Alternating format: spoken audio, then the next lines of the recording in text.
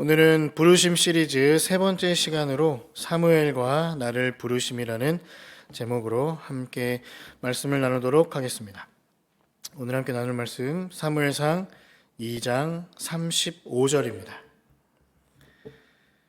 사무엘상 2장 35절 우리 한 절이기 때문에 함께 합독하도록 하겠습니다. 시작. 내가 나를 위하여 충실한 제사장을 일으키리니 그 사람은 내 마음 내 뜻대로 행할 것이라. 내가 그를 위하여 견고한 집을 세우리니 그가 나의 기름 부음을 받은 자 앞에서 영구히 행하리라. 아멘. 사무엘의 부르심이라고 하면 보통 사무엘상 3장을 많이 꼽습니다. 하나님께서 사무엘을 부르시고 만나시고 그에게 말씀을 들려주시는 장면을 쉽게 꼽곤 하는데, 오늘 이 본문이 그 사무엘의 부르심, 사무엘이 받은 그 소명을 이해하는 데에는 훨씬 더 중요한 역할을 하지 않나, 저는 그런 생각으로 사무엘과 나를 부르시는 그 하나님, 그런데 오늘 이 사무엘상 2장 35절을 통해서 어떻게 우리를 부르시고 왜 부르시고 우리에게 기대하시고 요구하시는 바가 무엇인가 함께 나누도록 하겠습니다.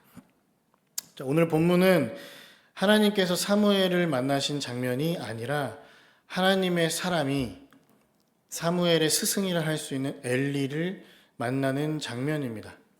사무엘상 2장은 1절부터 한나의 기도, 정말 아름답고도 정말 기도의 표본이라고 할 수 있는 그 한나의 기도가 2장 초반절에 나오고요. 그 이후에 바로 엘리의 아들들의 악행이 아주 명백하게 그리고 명확한 비교를 통해서 한나의 기도로 말미암아 사무엘이 자라게 되었고 태어나게 되었고, 그와 완전하게 비교하면서 제사장이라는 자들이, 종교 지도자라고 하는 자들이, 영적인 지도자라고 하는 자들이 보여주고 있는 작태와 행태를 낱낱이 고발하는 장면이 2장 중반절부터 나옵니다. 그러면서 27절에 하나님의 사람이 엘리를 만나는 장면이 등장하면서 엘리, 당신의 아들들이 이렇게 악행을 하고 있으니 하나님의 심판과 징계를 피할 방법이 없습니다 하면서 엘리와 나누는 대화이자 언약이자 예언입니다. 이제 그러면서 35절을 통해서 이제는 내가 나를 위해, 그러니까 하나님께서 하나님을 위해 충실한 제사장을 일으키실 것이다. 그 사람은 하나님의 마음과 하나님의 뜻대로 행할 것이고, 무엇보다 내가 그를 위하여 견고한 집을 세울 것이다. 또 그는 나의 기름 부음 받은 자 앞에서 영원토록 그 제사장 직분을 행할 것이다. 학자들은 이렇게 해석을 합니다. 역사적인 결과를 통해서 이 충실한 제사장이 도대체 누구인가? 이것이 메인 이슈인데, 역사적인 결과로 먼 훗날 사독이라는 제사장이 그 충실한 제사장이라고 소개합니다. 사독을 알기 위해서는 조금의 그 배경이 필요합니다. 좀 긴 이야기일 테지만 제가 요약을 해서 말씀을 드리면, 하나님은 아론을 초대 대제사장으로 뽑으셨고 그 아론 계열로 제사장 직분들이 승계되도록 허락하셨습니다. 그런데 레위기 10장에서 아론의 맏아들 장남과 차남이 하나님께서 명하신 그 불이 아니라 자기 멋대로 제사를 드리면서 그 불로 인하여서 화형을 당하는 사건이 벌어지게 됩니다. 나답과 아비후가, 장남과 차남이 자기 멋대로 하나님께 제사를 드리면서 화형에 처하게 되었고, 셋째 아들 엘르아삿과 넷째 아들 이다말이 그 제사장 직분을 담당하게 됩니다. 그러면서 시간은 흐르고 흘러서 민수기 25장에 가보면 시딤 골짜기에서 이스라엘 백성들이 음행을 저지르는 너무나 큰 사건이 벌어지게 됩니다. 하나님은 그것을 두고 보실 수 없었고, 무엇보다 그때의 제사장이었던 비느하스, 오늘 본문에 나온 엘리의 아들 중에 한 명인 그 비느하스가 아니고 민수기에 등장하는 비느하스가 그 음행하고도 악행을 저지르는 자들을 두고 볼 수 없어서 그가 아주 단호하고도 확실하게 그 음행하는 자들을 처단하는 그런 용기와 지혜를 보여주는 장면이 나옵니다. 그러면서 하나님은 그 비느하스 그리고 그 엘르아살 계열에게 너희들이 바로 영원한 제사장 직분을 감당하게 될 것이다. 이런 예언을 받게 됩니다. 그래서 그때부터 엘르아살 계열, 아론의 후손이지만 이다말, 넷째 아들 이다말의 계열이 아니라 셋째 아들 엘르아살의 계열로 대사장 직분은 그렇게 승계가 되어져 왔습니다. 그런데 그 무슨 뜻인지는 모르겠지만 사사시대에 오면서 셋째 아들 엘르아살의 계열로 제사장이 승계가 되지 않고 넷째 아들 이다말의 계열로 제사장이 승계가 되어지는 모습을 볼 수 있습니다. 그게 바로 엘리였고 그 엘리의 아들이었던 홈리와 비느하스가 이다말의 계열이었습니다. 그런데 하나님은 이 본문을 통해서 더 이상 너희 이다말 계열은 제사장 직분으로도 수행할 수 없다. 그래서 이렇게 내가 나를 위해서 너희가 아닌 충실한 제사장이었던 엘르아살 계열, 먼 훗날의 사독으로 말미암아 이 예언을 성취하겠다라고 해석하는 것이 일반적인 구약 학자들의 해석입니다. 또 한 가지는 이 충실한 제사장은 영원한 대제사장이시고 성전을 건축하러 이 땅에 오신 예수 그리스도라는 견해가 그와 함께 더 사독이라는 분석과 더불어 가장 훌륭하고도 완전한 해석이라고 볼 수 있습니다.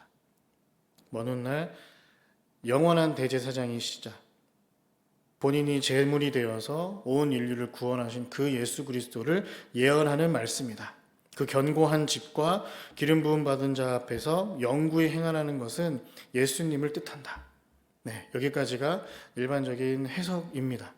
저도 이것에 100% 동의하면서도 이 본문을 듣고 있는 엘리의 입장에서 엘리가 먼 훗날 사독이 제사장의 직분을 감당하게 될지 자신의 후손이었던 아비아달이 어떻게 해서 다윗과 대적했던 아도니아의 편승에서 그 모든 직분들이 다 박탈되어지는지 엘리는 알았겠냐고요. 엘리는 어려서부터 자신 곁에서 제사장 직분의 수업을 받고 있는 이 사무엘이 버뜩 떠올랐을 겁니다. 그래서 엘리는 3장에 썩어도 준치라고 비대하고 눈이 어둡고 엘리가 대제사장으로서의 역할을 충실하지 못했기 때문에 사무엘상 3장 1절에 말씀이 희귀하다, 귀하다 못해 희귀하다까지 해석하고 있고 이상, 그러니까 비전이지요. 그 말씀에 의한 삶을 통하여서 보여지는 비전이 전혀 없었던 시기를 초래한 인물이 엘리였음에도 불구하고 엘리는 자신의 사역 말미에 그리고 자신의 삶의 말미에 하나님의 사람으로부터 하나님의 예언을 들으면서 이것은 먼 훗날의 어떤 예언이라고 생각할 수도 있겠지만 엘리는 지금 내 곁에서 제사장 수업을 받고 있는 이 아이, 과거에 한나라는 여인이 내 앞에서 그렇게 소리도 내지 못하고 입만 뻥긋뻥긋하며 마치 술주정을 부리고 있었던, 내가 오해했고 착각했던 그 여인의 아들이었던 사무엘이 내 곁에 있는데 하나님이 이렇게 예언하시면서 나를 위해서 한 충실한 제사장을 세우시겠다? 이 아이구나. 그래서 이 엘리는 3장에 하나님의 음성인지 무엇인지 분별하지 못했던 사무엘을 향해서, 자, 사무엘 잘 들어라. 또 한번 너가 알지 못했던 그 음성, 사무엘아 사무엘아라고 들리는 그 음성을 들으면 그것은 하나님의 음성이기 때문에 너는 이렇게 대답해 하면서 말씀하시옵소서 제가 듣겠나이다. 바로 이 2장 35절과 이 엘리가 사무엘에게 지도해 주었던 그 응답과 뗄래야 뗄 수 없는 아주 긴밀하고도 오묘한 그 관계가 있는 것을 확인할 수 있겠습니다. 그래서 저는 사독도 물론 맞고 예수 그리스도 당연히 맞지만 이 본문은 사무엘과 같은 그 선지자를 말씀하고 있다는 전제로 함께 이 본문을 해석을 해보고 싶습니다. 35절에 제가 본문에 색깔로 이렇게 두껍게 칠해 놓았습니다. 충실한 그리고 견고한. 우리 한글은 충실하다, 견고하다라고 두 개로 해석해 놓았지만 히브리 원어에는 네만이라는 하나의 단어로 표기되어 있음을 확인할 수 있습니다. 네만. 네만은 사람이든 사물이든 모두에게 통용될 수 있는 단어인데 그것은 견고하다, 흔들리지 않다, 충실하다, 충직하다라는 뜻을 담고 있습니다. 그러니까 사람에게 사용할 때는 충실하다, 충직하다라고 사용할 수 있는 것이고 사물에게 사용할 때는 견고하다, 흔들리지 않다, 튼튼하다라고 사용되는 이 단어입니다. 그런데 그 네에만은 아만이라는 단어의 수동 분사인데요. 그 아만은 아멘의 부사형이라고 우리는 분석할 수 있습니다. 그러니까 충실하고 견고하다. 이 말이 분사형으로도 바뀌고 수동형으로 바뀌면서 오늘날 우리가 익히 알고 있는 아멘과 같은 의미로 해석할 수 있다는 것이죠. 그러면 이제 해석이 조금 더 쉬워지고 분명해집니다. 하나님께서 사무엘을 부르시면서 동시에 오늘날 우리와 나와 우리 공동체를 부르신 이유는 분명하고도 선명합니다. 충실한 자, 견고한 자, 아멘으로 화답하는 자. 그래서 사무엘이 3장 10절에 등장하듯이 하나님 말씀해 주세요. 그러면 제가 잘 듣기만 하고 까먹는 자가 아니라 듣고 머리로 이해하고 해석하고 연구하는 정도의 사람이 아니라 그 들리는 말씀 그대로 제가 살아보겠습니다. 그것이 설교이자 복음이고요. 그 설교이자 복음을 살아내는 것을 통하여서 보여지고 나타나지고 그려지고 예상할 수 있는 그 그림이 바로 우리가 추구하고 있는 그 비전이라는 것을, 그 이상이라는 것을 기억해야겠습니다. 1절을 읽지 않았지만 하나님의 말씀이 희귀하고 그 이상이 보이지 않는 그때에 하나님은 사무엘과 우리 공동체를 통해서 그리고 누구보다 나를 통해서 견고하고 충실한 그 믿음 가운데에 아멘으로 화답할 뿐만이 아니라 아멘 한 그대로 살아내므로 내 삶을 통해서 그 복음과 그 말씀이 그 설교가 체화되고 가시적으로 드러나게 되고 아주 작고 큰 의미 없어 보이는 그 작은 행동 하나가 그 사랑과 섬김의 그 행위 하나가 켜켜이 쌓여지면서 2040 비전이 이제는 눈에 가시권에 들어오고 흐릿했고 잘 이해 안 됐고 갸우뚱했고 도리도리했던 그 비전이 견고하고 충실한 그 신앙으로 말미암아 그 복음을 들으면서 내가 살아냄으로 말미암아 하나씩 뿌리부터 가지부터 잎사귀부터 열매부터 그 비전이 하나하나 나타나는 그 모습을 우리는 사무엘로부터 이 본문을부터 우리는 나타날 수 그리고 나아갈 수 있다는 것입니다. 그러니까 3주 전에 아브라함과 나를 부르신 그 부르심, 아브라함을 통해서는 하나님께서 공동체를 중심으로 한 그 말씀, 그저 아브라함이 잘나서 잘해서 좋아서 옳아서 좋은 업적을 잘 쌓았기 때문에 공로를 인정해서 아브라함을 민족의 아버지, 믿음의 조상으로 세우신 것이 아니라 그를 통해 뿔뿔이 흩어져 있고 자멸하다 못해 공멸하는 그 시대 가운데에 그 사람들을 부르시기 위해서 땅의 모든 민족, 그 땅은 단순히 우리가 밟고 있는 그 지면의 예레츠, 랜드, 땅이 아니라 아담을 빚으실 때에 그때 그 흙, 새로운 창조로 말미암아 공동체를 중심으로 하나님의 나라를 건설하고 시작하겠다. 아브라함을 부르신 이유가 거기에 있다고 했습니다. 두 번째 모세를 통해서는 저 출애굽기 19장, 20장에 등장하는 율법과 십계명을 주시기 위해서 모세를 부르셨다기보다 그보다 우선 그의 탄생과 그의 삶과 그의 유년 시절 모든 순간순간들을 통해서 하나님은 그에게 빚진 마음, 그리고 누구보다 공감하는 마음,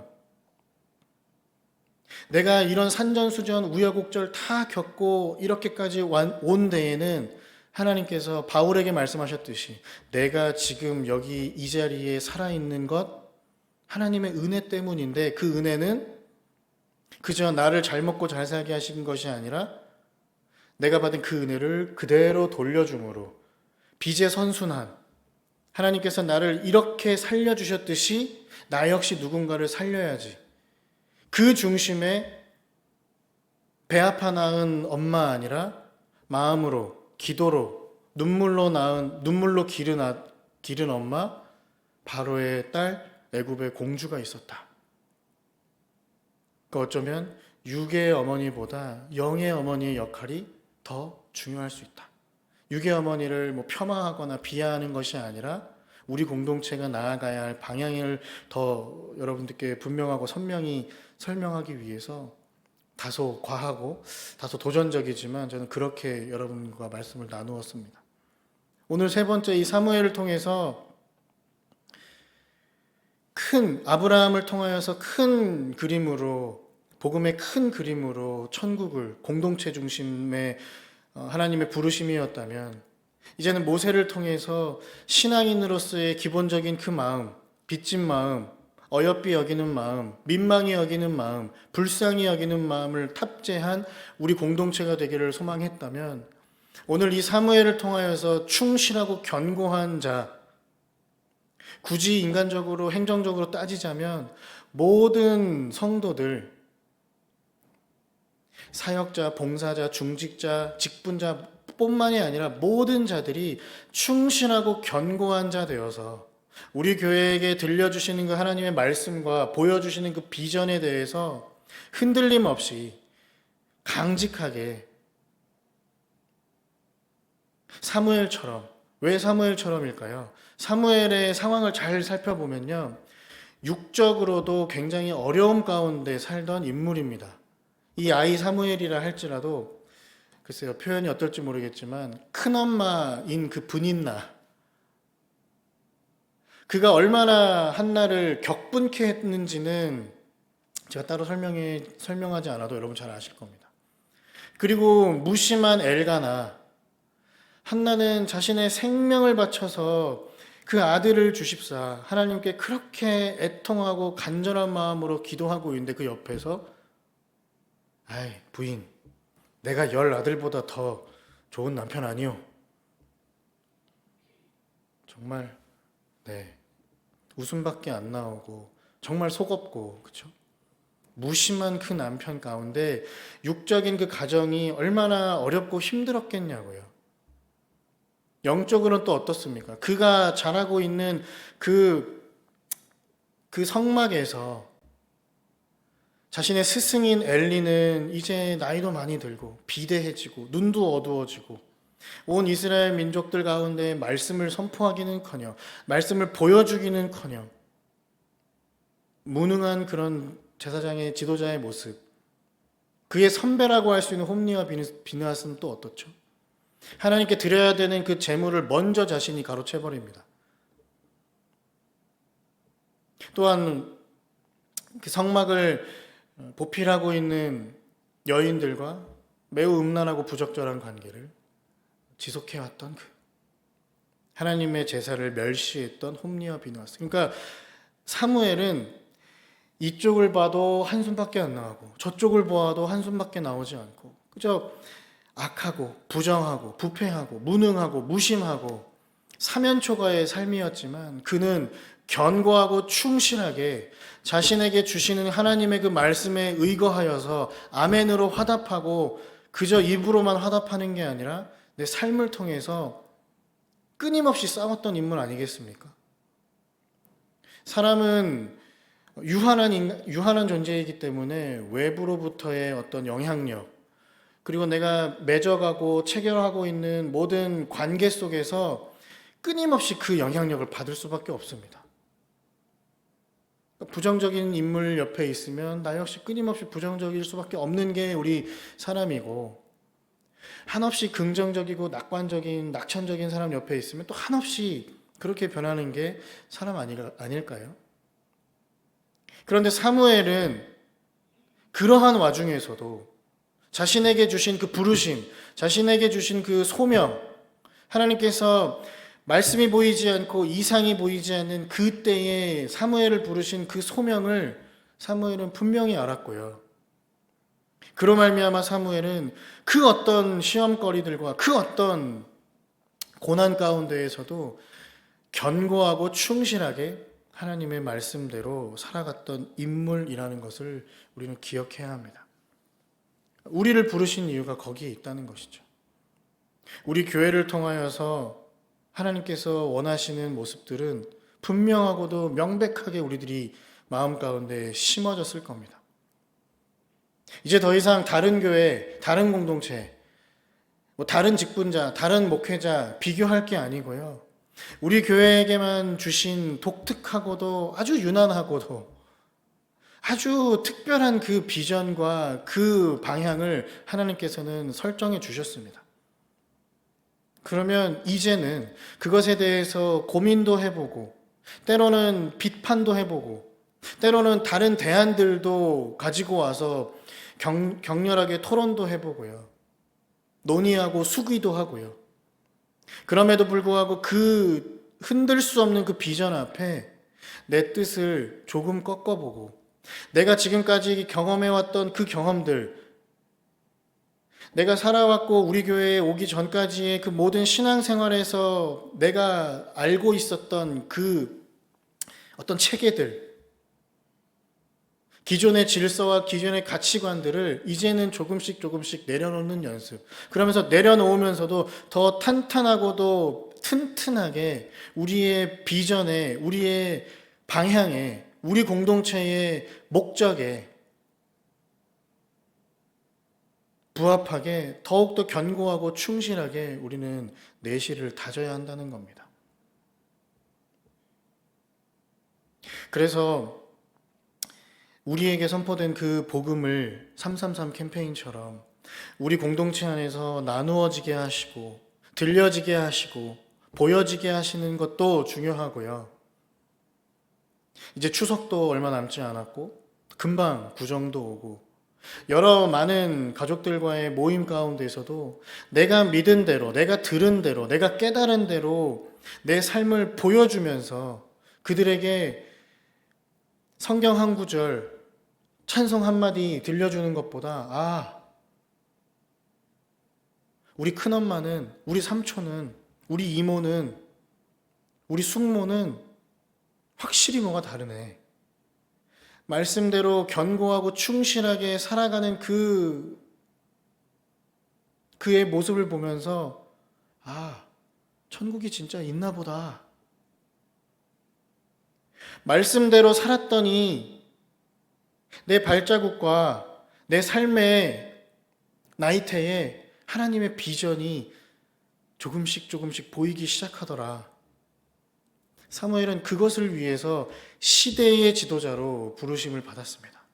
아브라함은 민족의 아버지이자 믿음의 조상이었다면, 모세는 민족의 지도자였다면, 사무엘은 사사시대를 끝장내고 왕조시대로 들어가지만 그 왕정 정치는 표면적으로, 행정적으로, 정치적으로는 왕이 다스리는 나라인 것처럼 보이지만 오히려 더욱더 충실하고 견고한 신정 통치가 있는 곳. 그 사무엘은 시대의 지도자로 하나님의 부르심을 받았던 것처럼 우리도 이 시대 가운데에서 부르신 이유와 그 목적에 부합하는 삶, 복음이라고 둔갑되어 있는 많은 말들과 많은 소리들이 유튜브와 인터넷상에 셀 수도 없이 수십억 개 너무나 많을 거지만 그 안에서 나에게 주시는 그 하나님의 말씀, 홍수처럼 범람하고 있는 그때에 나에게 주시는, 또 우리에게 주시는 그 비전이 무엇인지 이 사무엘을 부르시는 이 과정과 이 환경과 이 상황들을 통해서 우리 마음 가운데 깊이 새겨지기를 소망합니다. 그래서 사무엘만이 아니라 나 역시도 하나님, 우리 담임 목사님을 통해서, 우리 교회 예배를 통하여서, 우리 비전에 부합하는 그 복음과 설교를 통해서 나에게 말씀하옵소서. 그러면 나는 그 말씀을 듣고 행함으로, 순종함으로 내 삶에서 하나님께서 우리들에게 허락하신 그 비전을 나타내고 보이겠습니다. 뿐만이 아니라 그 비전을 더욱더 견고하고 충실히 우리 삶에 뿌리내리고 아름다운 열매를 맺도록 내가 그렇게 사용되어지겠습니다. 나를 부르신 이유와 목적이 바로 거기에 있음을 믿습니다 하는 마음으로, 주님 내가 여기 있사오니 사무엘의 마음으로, 또 우리의 비전과 우리 교회를 생각하는 마음으로 찬양하도록 하겠습니다.